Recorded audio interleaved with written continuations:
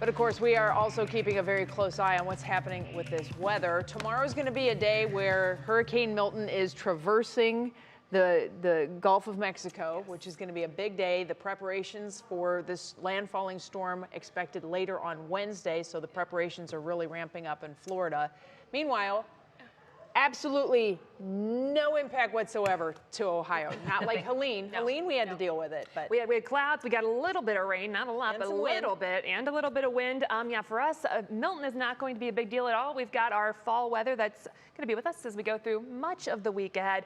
Different story for the folks down towards Florida, though. With that 5 p.m. advisory, Milton's still a Category 5 storm. Sustained winds right around that eye wall there at 180 miles per hour. It's moving to the east at about 10 miles per hour. So it is going to be trekking over very warm Gulf of Mexico water. The water there is still well into the mid to upper 80s. So that's still a lot of fuel for this storm. So it's going to hold on to a lot of its momentum, expected to weaken just a little bit as it gets closer to landfall, but expected to make landfall on Wednesday, potentially with this update as a Category 4, weakening into a Category 3 at landfall as it starts to interact with land. That's going to be a major hurricane for a lot of the western coast of Florida, but particularly for Tampa Bay and the surrounding area. This is going to be an incredibly impactful storm.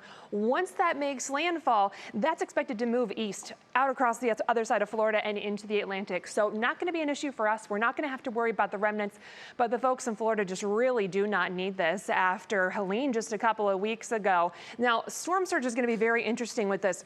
From the Tampa area all the way down through Sarasota, just north of Fort Myers.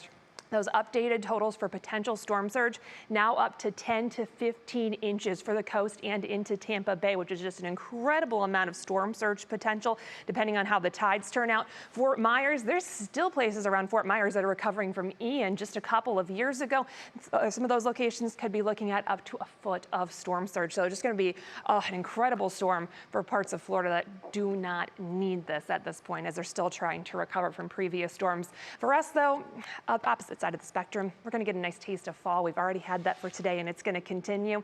62 degrees right now. Those dew points are incredibly low, 40s, even the 30s out there. So it feels drier, feels more comfortable. We did have some lake effect cloud cover with a good northwesterly breeze in place.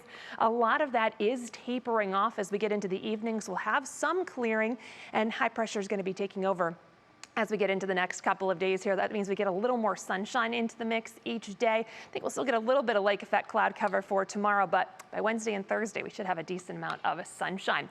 Cooler temperatures have settled in around the Great Lakes and Midwest, and we're going to keep those locked in at least for the next few days here. So nice taste of fall for us. Just a few clouds overnight. It will be chilly. You'll need that jacket or extra layer tomorrow morning, in the 40s to start things off. Tomorrow going to be a really nice day. We'll see the chance for a few of those lake effect clouds, but more sunshine overall in the mix. We'll keep that northwest wind at about 5 to 15 miles per hour. Temperatures in the 60s for tomorrow. National Design Art hour-by-hour forecast. Again, Wednesday we'll get a little more sunshine into the mix, but we'll keep those temperatures on the cool side in the 60s. Rest of your Union Home Mortgage 7-day outlook. A little bit of a boost in those temperatures, back closer to average for Friday and the weekend. We'll hold off on any rain potential until the weekend. Matt? All right, Jessica, thanks a lot.